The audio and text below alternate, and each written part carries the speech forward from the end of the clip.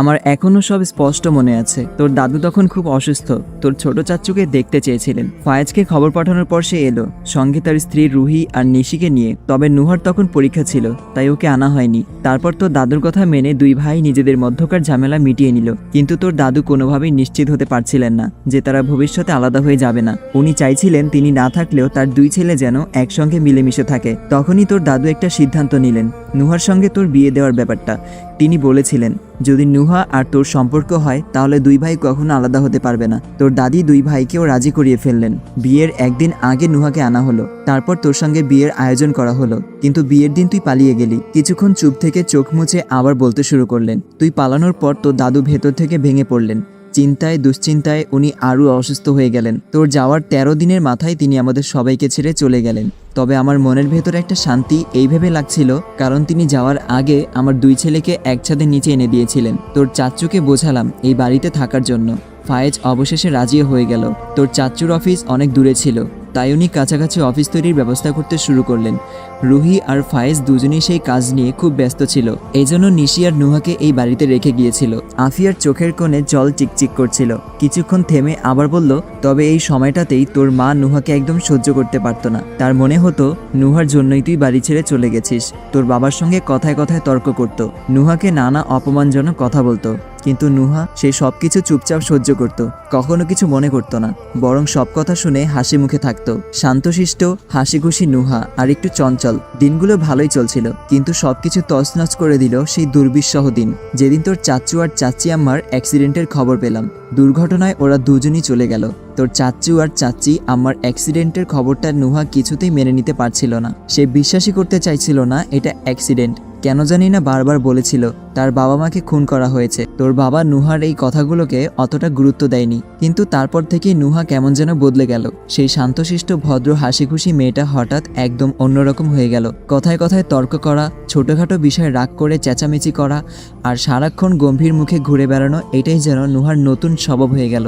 বাড়ির কারো সঙ্গেই সে আর ভালোভাবে কথা বলে না। তোর মায়ের সঙ্গে তো কথায় কথায় ঝগড়া লেগে থাকে। তোর ফুফি আর তোর বাবার কথাও সে শোনার প্রয়োজন মনে করে না। এমনকি বাড়ির অন্য কেউ কিছু বললেও সে তেমন কোনো প্রতিক্রিয়া দেখায় না। আফিয়া একটা দীর্ঘশ্বাস ফেলে বলল, আসলে মেয়েটার কোনো দোষ নেই দাদু ভাই, অতটুকু বয়সে এত কিছু সহ্য করেছে, তার পক্ষে সবকিছু ঠিকভাবে নেওয়া সম্ভব ছিল না। আফিয়া বেগমের চোখের কোণ দিয়ে গড়িয়ে পড়া অশ্রু মুছতে মুছতে আবার বলল, নুহা আসলে ভেতর থেকে খুব একা। তার জীবন থেকে সবাই যেন একে একে হারিয়ে গেছে। ওর খুব দরকার এমন একজন মানুষের যাকে সে চোখ বন্ধ করে বিশ্বাস করতে পারবে, এমন একজন যে তাকে বুঝবে, তার পাশে থাকবে আর তাকে ভালোবাসবে। এখন একটি অ্যাড চলবে, আপনারা চাইলে স্কিপ করতে পারেন।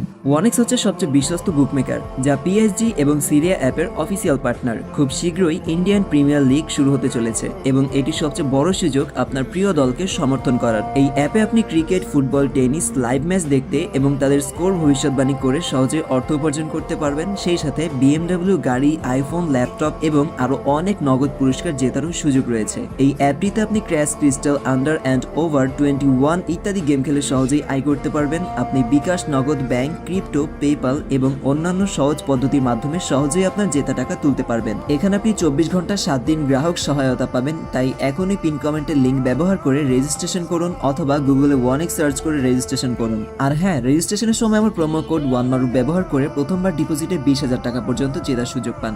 দাদু ভাই, আমি ওকে আবার আগের মতো হাসি খুশি দেখতে চাই, সেই মিষ্টি হাসি, প্রণোচ্ছল্ল নুহাকে। এর মধ্যেই নিচ থেকে আরিফার তীক্ষ্ণ গলা শোনা গেল, আহির কোথায় তুই, তাড়াতাড়ি নিচে আয়। আহির আফিয়ার চোখের দিকে একবার তাকিয়ে শান্ত গলায় বলল, শান্ত হও দাদি, সব ঠিক হয়ে যাবে, আমি এখন আসি, আম্মু ডাকছে।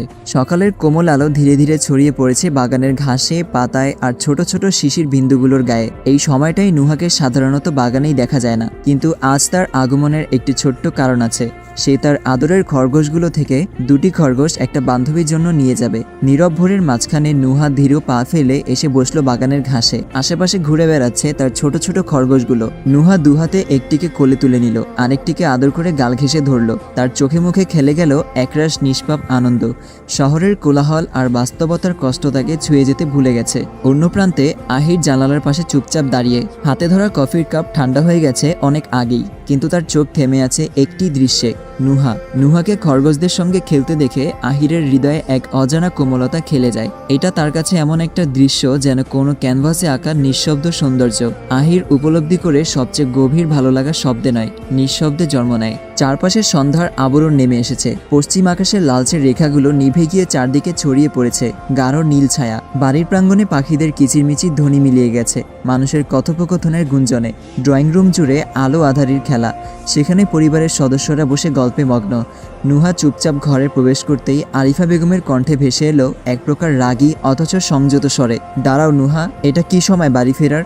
কোথা থেকে এলে এই সন্ধ্যাবেলা? নুহা স্নিগ্ধ অথচ দৃঢ় কণ্ঠে জবাব দিল, আমার একটু দরকার ছিল, রুহির বাসায় গিয়েছিলাম। আরিফার কণ্ঠে বিরক্তির ছায়া, আমি তোমায় আগেই বলেছিলাম দিনের বেলায় সব কাজ মিটিয়ে ফেলতে। কি এমন দরকার ছিল যেটা রাত হওয়ার পরও শেষ হলো না? নুহা একটু থেমে গভীর দৃষ্টিতে তাকিয়ে বলল, আপনাকে কোনো কৈফিয়ত দিতে বাধ্য নই আমি। এমনিতে আমার উচিত ছিল না আপনাকে ভদ্রভাবে জবাব দেওয়া। পরিবারের সকলের মাঝে নিস্তব্ধতা। তখন রফমির খানিক বিস্ময় নিয়ে বললেন, নুহা মা, এটা কেমন কথা বলছো তুমি? আঙ্কেল, আমি অনেকদিন ধরে একটা কথা বলতে চাইছিলাম।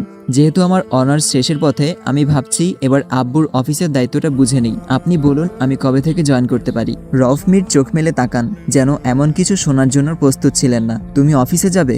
পাশ থেকে স্যানাজ মীর হালকা হেসে বললেন, কেন ভাইজান, যেতে পারবে না কেন? ফায়েজ ভাইয়ের সবকিছু তো ওদের দুই বোনের নামে, দায়িত্ব নেওয়ার অধিকার তো ওদেরই। নুহা দৃঢ়স্বরে বলল, হ্যাঁ আঙ্কেল, আমি চাই না আপনি আর আমাদের জন্য কষ্ট করেন। এমনিতেই এই বাড়িতে আমাদের অনেক সময় বোঝা মনে করা হয়। যাই হোক, আমি দায়িত্ব নেওয়ার জন্য প্রস্তুত। রফমির গভীরভাবে নুহার মুখের দিকে তাকিয়ে খানিকক্ষণ চুপ থাকেন, তারপর ধীরে বললেন, ঠিক আছে, আমি ভেবেছিলাম তোমাদের একটু সময় দেই, কিন্তু তুমি যখন দায়িত্ব নিতে প্রস্তুত তাহলে আর দেরি কিসের? আরিফা বলল, কাল বাড়িতে একটা ছোটখাটো অনুষ্ঠান রেখো। যাদের দাওয়াত দেওয়ার আছে আত্মীয় স্বজন থেকে শুরু করে আমার অফিসের কয়েকজন সবাইকে ডাকা হবে। আমি চাই কালকের দিন নুহা ও আহিরের সম্পর্কটাকে আমরা নতুন করে স্বীকৃতি দেই। সবাই যেন জানে এরা দুজন শুধু অফিস নয়, সংসারের দায়িত্ব একসাথে নিতে চলেছে। আফিয়া বেগম কিছু বলতে উদ্বেগ হতেই রফমির এক প্রকার থামিয়ে দিলেন তাকে। কণ্ঠে দৃঢ়তা, চোখে একরাশ অচল সিদ্ধান্তের দীপ্তি। আর কোনো কিন্তু নয় আম্মা, নুহা আর আহির ওরা যথেষ্ট ম্যাচিউরড হয়ে গেছে। নুহা শুধু ফায়েজ মীরের মেয়ে না, সে এখন আহির ইবনান মিরাবের স্ত্রী। আর বিয়ে তো ছেলে খেলা নয়। কতদিন আর আমরা এভাবে অবহেলা করে যাব ওদের সম্পর্কটাকে? এই বাড়ির বউ হিসাবে শুধু অফিসের দায়িত্ব নিলেই চলবে না নুহার, সংসারের দায়িত্বটাও নিতে হবে তাকে। রফমিরের কণ্ঠে যেন এক শাসকের ঘোষণা, যার পরে কোনো প্রশ্ন চলে না। কেউ কিছু বলার আগেই তিনি পা রাখলেন সিঁড়িতে। ধীরে ধীরে নয়, দৃঢ় পায়ে তিনি সিঁড়ি বেয়ে উপরের দিকে চলে গেছেন। ঘরে কিছুক্ষণ স্তব্ধতা। নুহা অপলক চোখে তাকিয়ে থাকলেও রফমিরের সরে যাওয়ার পথচিহ্নের দিকে চোখে পড়েনি কারো। তার বুকের ভেতর এক অনামা আলোড়ন চলছে। আচমকা যেন ভেতরের কোনো অস্থিরতা আর থামাতে না পেরে কোনো কিছু না বলেই এক প্রকার দৌড়ে সিঁড়ির দিকে ছুটে গেল সে। তার পায়ের ধ্বনি ছুঁয়ে গেল ঘরের নিস্তব্ধতা। নিশি ঘরের দরজাটি খুলতেই চোখ পড়ে নুহা মেঝেতে বসে আছে। তার চোখ দিয়ে নীরব এক জলের ধারা অবিরাম গড়িয়ে পড়ছে। পাশে নিঃশব্দে বসে রয়েছে তার বিড়াল শেরু, যার চোখেও যেন প্রতিফলিত হচ্ছে নুহার বেদনার প্রতিচ্ছবি।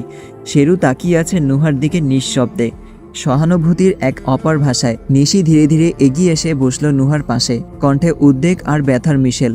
আপু, তুমি কান্না করছো? তোমার তো প্রতিবাদ করা উচিত ছিল, সবার সামনে বলা উচিত ছিল তুমি এই বিয়ে মেনে নিচ্ছ না। তুমি তো এই সম্পর্কটা বাঁচাতে চাও না, তাই না? নিশি বলে যাচ্ছিল নিজের সব আবেগ দিয়ে। হঠাৎ নুহা তাকে শক্ত করে জড়িয়ে ধরল। সেই জড়ানোই ছিল ভাঙা আত্মার আর্তনাদ। কান্না যেন তখন আরো গাঢ়, আরো গভীর হয়ে উঠল। আমি জানি না নিশি, আমার ভেতরটা যেন একেবারে ফাঁকা। মনে হচ্ছে আমি হারিয়ে যাচ্ছি কোথাও, অসহায় লাগছে। আমি ঘৃণা করি এই বাড়িকে, এই মানুষগুলোকে।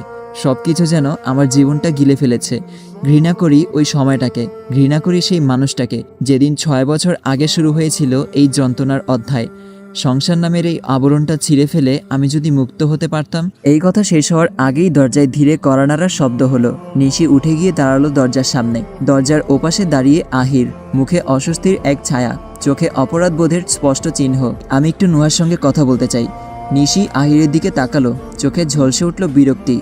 আপনি দয়া করে চলে যান, আমার আপু এখন আপনার সঙ্গে কথা বলতে চায় না। আহির কিছুক্ষণ নিশ্চুপ দাঁড়িয়ে রইল, তারপর দরজার ফাঁক দিয়ে এক ঝলক চোখে পড়ল নুহা মেঝেতে বসে আছে, বিধ্বস্ত নিঃশেষ। আহির নুহার দিকে তাকিয়ে বলল, নুহা, শুধু একবার আমার কথাটা শুনুন, আমি বেশিক্ষণ সময় নেব না। নিশি রাগে ফুঁসে উঠল, দেখুন। কিন্তু তার কথা শেষ হবার আগেই নুহা হঠাৎ বসা থেকে উঠে শান্ত অথচ দৃঢ় কণ্ঠে বলল, ওনাকে আসতে দে। নিশি থমকে গেল, বিস্মিত দৃষ্টিতে নুহার দিকে তাকিয়ে প্রশ্ন করল, আপু, তুমি? নুহার চোখে কোনো আবেগ নেই, তবু তার গলার স্বর যেন ঝড়ের পূর্বাভাস। নিশি অসন্তুষ্ট মুখে ধীরে ধীরে দরজার পাশ থেকে সরে দাঁড়ালো। আহির চুপচাপ ঘরে প্রবেশ করলো। কিছুক্ষণ নুহার দিকে তাকিয়ে রইল, যেন হাজার কথা গলার কাছে এসে আটকে যাচ্ছে। তারপর এক গভীর শ্বাস নিয়ে বলল, নিশি, তুমি একটু বাইরে যাও, আমি নুহার সঙ্গে একা একা কথা বলতে চাই। নিশি বলল, কেন? নুহা ঠান্ডা অথচ অনড় গলায় বলল, নিশি, বাইরে যা। নিশি আর কিছু বলল না, তার মুখে স্পষ্ট অনাগ্রহ। ভারী পায়ে ঘর ছেড়ে বেরিয়ে গেল সে। পায়ের শব্দ যেন ঘরের নিঃশব্দতাকে আরও গাঢ় করে তুলল। আহির কিছুক্ষণ নুহার দিকে চুপচাপ তাকিয়ে থাকলো, চোখের লজ্জা, অপরাধবোধ আর অনুচ্চারিত এক অক্ষমতা। গভীর শ্বাস নিল, যেন নিজেকে প্রস্তুত করলো কথার ভার বইবার জন্য। তারপর ধীরে ধীরে বললেন, নুহা, আমি জানি আপনি আমাকে পছন্দ করেন না, সেটাই স্বাভাবিক। যে মানুষ বাসরাতেই নিজের স্ত্রীকে ফেলে পালায়, তার প্রতি রাগ না হওয়াটাই বরং অস্বাভাবিক। আমি জানি এই 6টি বছর আপনার জন্য কতটা যন্ত্রণার ছিল। আপনি অনেক কিছু সহ্য করেছেন, আমি চাইলেও তা এখন আর বদলাতে পারবো না। আমি এখানে এসেছি আপনার সিদ্ধান্তকে সম্মান জানাতে। যদি আপনি এই সম্পর্কটিকে এগিয়ে নিতে না চান, তাহলে কেউ আপনাকে জোর করবে না, আমিও না। আমি শুধু ক্ষমা চাইতে এসেছি আপনার কাছে, আর আপনার জীবনের প্রতি মুহূর্তে আমার পরিবারের করা ভুলগুলোর জন্য। আমি চাই না আমার কারণে আপনি আর কষ্ট পান। আমি আর চাই না আপনার জীবনে আমার অস্তিত্ব হয়ে উঠুক যন্ত্রণার প্রতীক। আমিও চাই না এই বিকৃতি সম্পর্কটাকে টেনে নিয়ে যেতে। আমি জানি আপনি এই সম্পর্কটাকে কখনোই হয়তো মেনে নেননি, তবুও বাস্তবিকভাবে আমরা তো স্বামী স্ত্রী। তাই হঠাৎই নুহা কাপা অথচ কঠিন স্বরে আহিরকে থামিয়ে দিল। 1 মিনিট, আপনি কি বললেন? স্বামী স্ত্রী? নুহার চোখ যেন আগুনের মতো জ্বলে উঠল, ঠোঁট কাঁপছে রাগে আর গলায় স্পষ্ট ঘৃণার সুর। লজ্জা করছেন আপনার আমাকে নিজের স্ত্রী বলতে? আপনি এখানে এসেছেন কি জানার জন্য? আমি আপনাকে কতটা অপছন্দ করি সেটা? তাহলে শুনুন, আমি শুধু আপনাকে অপছন্দ করি না, আমি আপনাকে ঘৃণা করি, চরমভাবে ঘৃণা করি। আপনি জানেন আমি কি কি সহ্য করেছি? আপনার অনুপস্থিতি, মানুষের প্রশ্ন, সমাজের তীব্র দৃষ্টি, দিনের পর দিন অপমান আর অসম্মানে পুড়ে আমি নিজেকে বাঁচিয়ে রেখেছি। আপনি জানেন সেসব? আপনি জানেন একে একে কত রাত আমি কেঁদেছি? আপনার জন্য নয়, নিজের অস্তিত্ব রক্ষার জন্য। না, আপনি জানেন না, কারণ আপনি তো পালিয়ে গিয়েছিলেন। আসসালামু আলাইকুম। পরবর্তী পর্বটা আজ রাত 9টা বাজে পেয়ে যাবেন। বাই বাই, টেক কেয়ার, আল্লাহ হাফেজ।